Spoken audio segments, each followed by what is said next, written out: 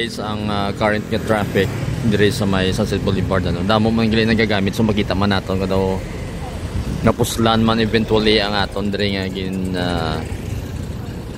diversion nya road no nga para parallel ni sa aton nya provincial road.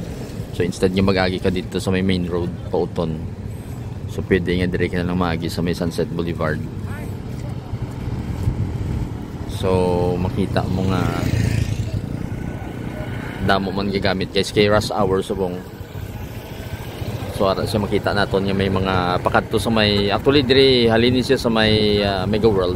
So ang first naton yung footbridge, and then going to my right is of course going to C1 and then Kagbang Uton ano. So to moment mga I think roughly almost 6:30 PM pa lang ano. Pero damo gyapon nga gamit going sa aton ni Sunset Boulevard. It is a Friday. So ang pakadto actually may damo man gani nagalusot pa Mega World. So going to my right, makita man nato ang ibang dire naga-park. So that's it. So short lang ang video. Okay guys, so nagdulog lang ko dire lapit sa view deck no. That is you're looking at the traffic coming from C1 ano. So makita naton ang linyada sa mga salakyan halin dito sa dire no. So it's a Friday, so of course ang mga tao dire nagatampay sa may view deck number 1. So ang linyada man sa salakyan makita nyo guys, malawig.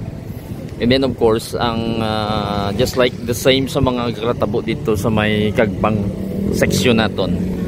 Dire may bulubaligya naman of course sa mga pagkaon kay natural yung mga tao dire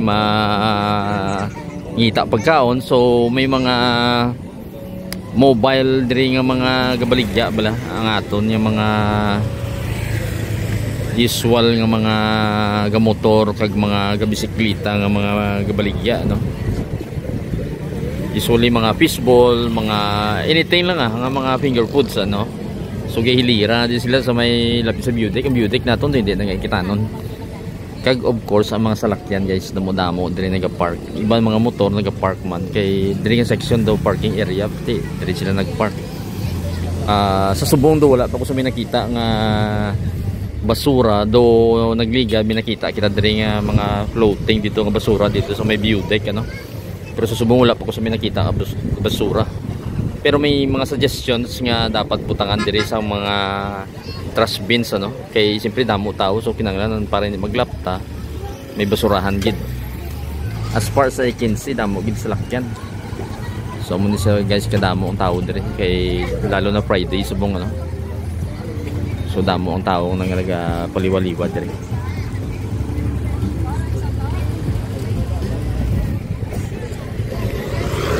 And of course sige pa ang traffic flow kay temprano pa man. There is actually a view of the moon no. Kita non dire kung gabi. So try ta lang butang ang picture no. So may nagalapot pa gani yung mga badug-baligya. So as we know nga linear park ini as well as 4-lane highway. So double ang aton dire nga gamit sang ini nga highway. Kay may tambayan as well as ang aton nga highway. Okay guys, so nag-park lang ko di kadali sa may crossing C1 and Sunset Boulevard.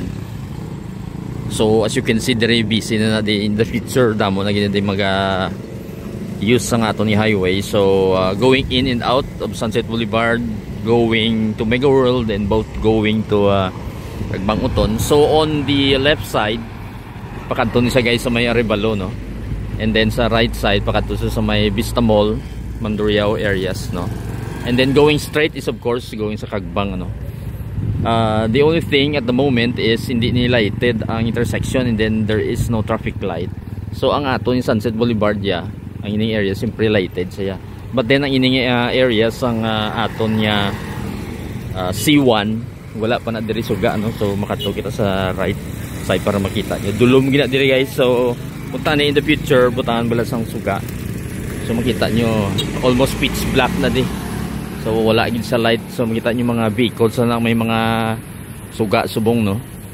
So dulom gid na dire siya. Unlike dito lapit sa may Vista Mall nga well lighted na dito na yon. Kay sa hibaw-an na crossing dito atong flyover well lighted na dito ya. Pero dire ang C1 sa diring area sang crossing sa ato Sunset Boulevard dulom gid. So I hope in the future nga kamutangan na siya bala sa suga.